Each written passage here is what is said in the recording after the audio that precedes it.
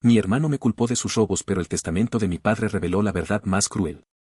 Mi padre falleció hace poco más de un mes y desde ese momento mi vida se convirtió en un campo de batalla emocional que nunca imaginé transitar. Siempre supe que en mi familia las cosas no eran equitativas. Yo soy Lucas, el hijo que decidió estudiar artes y diseño, el que siempre tuvo un libro bajo el brazo y el que prefería la tranquilidad de un estudio a las ruidosas reuniones de negocios de mi padre.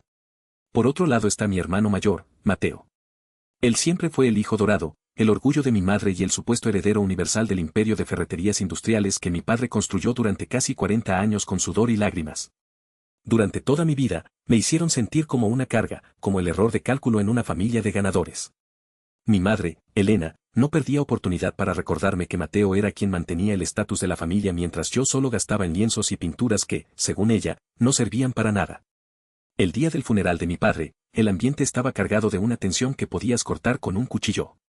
Mateo caminaba con el pecho erguido, recibiendo condolencias como si ya fuera el dueño del mundo, mientras mi madre se aferraba a su brazo ignorando por completo mi presencia.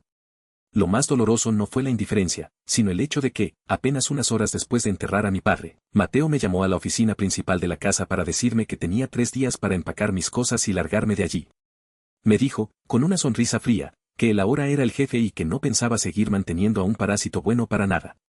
Mi madre estaba ahí, sentada en el sofá de cuero, y no dijo ni una sola palabra para defenderme. Solo me miró con desprecio y asintió a las palabras de su hijo favorito. Yo estaba devastado, no solo por la pérdida de mi papá, sino por la crueldad de las únicas personas que me quedaban en el mundo. Sin embargo, mi padre era un hombre que veía mucho más de lo que hablaba. Él sabía cosas que yo no, y se encargó de dejar un rastro que cambiaría todo para siempre. Justo cuando estaba por salir de la oficina con el corazón destrozado, sonó el timbre de la casa. Era el licenciado Ramírez, el abogado de toda la vida de mi padre, quien llegaba con una expresión de extrema seriedad y un maletín que parecía pesar toneladas de secretos. Nos pidió a todos que nos sentáramos porque tenía órdenes estrictas de leer el testamento de inmediato, sin esperar ni un día más. Mateo se sentó con aire de suficiencia, cruzando las piernas y mirando su reloj de oro, convencido de que estaba a punto de oficializar su victoria total sobre mí.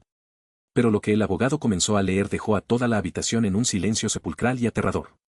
Edit 1, el abogado comenzó con las cláusulas estándar, pero pronto llegó a la parte que nos dejó helados. Mi padre había dejado escrito que, tras realizar una auditoría privada hace unos 6 meses, descubrió que alguien había estado desviando fondos de la empresa familiar de manera sistemática, sumando una deuda de casi $500,000 que ponía en riesgo el patrimonio de todos.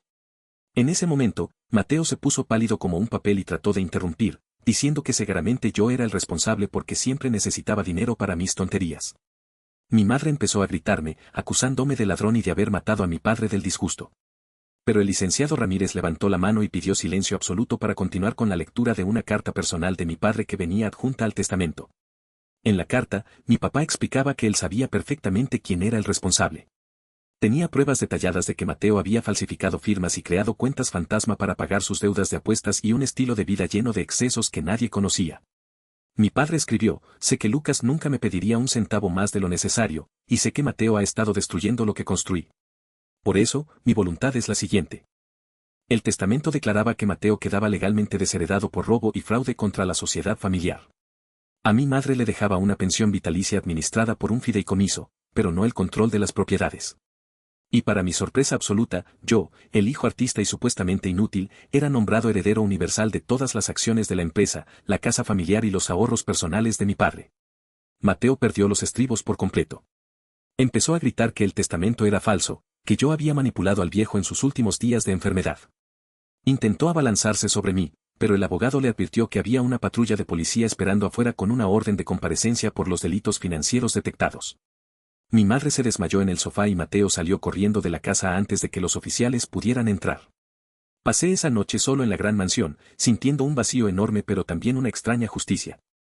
Mi padre me había protegido incluso después de su muerte, dándome las herramientas para limpiar el nombre de la familia. Actualización 2. Han pasado 3 semanas desde la lectura del testamento y las cosas se han vuelto mucho más oscuras. Mateo desapareció esa misma noche y no hemos tenido noticias directas de él, aunque sus abogados han intentado impugnar el testamento sin éxito alguno. Lo que descubrí después fue mucho peor de lo que mi padre mencionó en su carta. Al revisar las computadoras de la oficina con un experto en seguridad, encontramos que Mateo no solo robaba dinero, sino que estaba intentando vender la empresa a un competidor directo por una fracción de su valor real, con tal de obtener efectivo rápido para escapar de unas deudas que tenía con gente muy peligrosa. Recibí llamadas anónimas de hombres con voz rasposa preguntando por mi hermano, diciendo que él les debía una suma importante y que si no pagaba, la familia sufriría las consecuencias. Tuve que contratar seguridad privada para mi madre y para mí.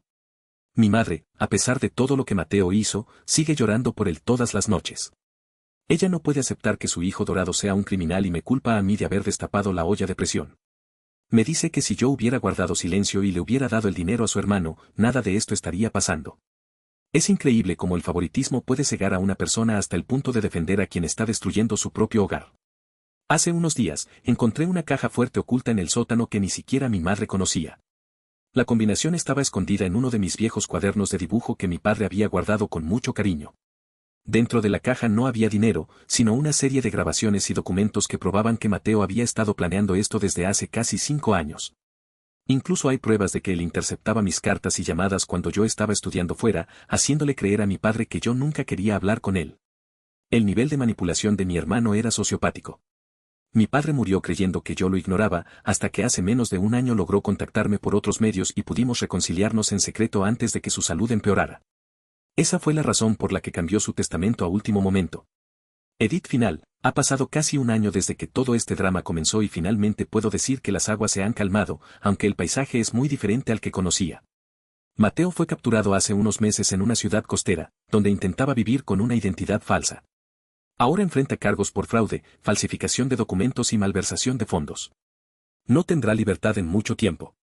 Mi madre, después de ver todas las pruebas y de verse obligada a mudarse a un departamento más pequeño y modesto porque tuve que vender la mansión para pagar las deudas que Mateo dejó en la empresa, finalmente tuvo un momento de claridad. Una tarde, mientras tomábamos café, se echó a llorar y me pidió perdón por todos los años de desprecio. Me confesó que siempre tuvo miedo de que yo fuera como mi abuelo, un hombre bohemio que abandonó a la familia, y que por eso proyectó todas sus esperanzas en Mateo, ignorando las señales de su toxicidad. Aunque acepté sus disculpas, nuestra relación nunca volverá a ser la misma, hay cicatrices que el tiempo no borra tan fácilmente, pero al menos ahora hay respeto. He logrado estabilizar la empresa de mi padre. No fue fácil, tuve que aprender de finanzas y logística a una velocidad increíble, pero descubrí que mi sensibilidad artística me ayudó a innovar en áreas donde mi padre era muy tradicional. Ahora la ferretería no solo vende herramientas, sino que diseñamos soluciones industriales personalizadas. He mantenido mi pasión por el arte y he convertido una parte de la antigua bodega en una galería comunitaria. A veces me siento en la oficina de mi padre y miro su retrato. Siento que finalmente hice las paces con su memoria. Él no quería que yo fuera un hombre de negocios rudo, solo quería que fuera un hombre justo y que no permitiera que la maldad de otros, incluso de mi propia sangre, me pisoteara. La lección más grande que aprendí es que la familia no siempre es la que lleva tu sangre, sino aquellos que te cuidan y te respetan de verdad. Mi hermano intentó enterrarme, pero no sabía que yo era una semilla. Hoy, la vida me sonríe de una manera que nunca creí posible, y aunque el camino fue doloroso, valió la pena cada paso para llegar a esta paz. Hay secretos familiares que destruyen hogares. ¿Has vivido algo similar? Comenta tu historia abajo y síguenos para más relatos.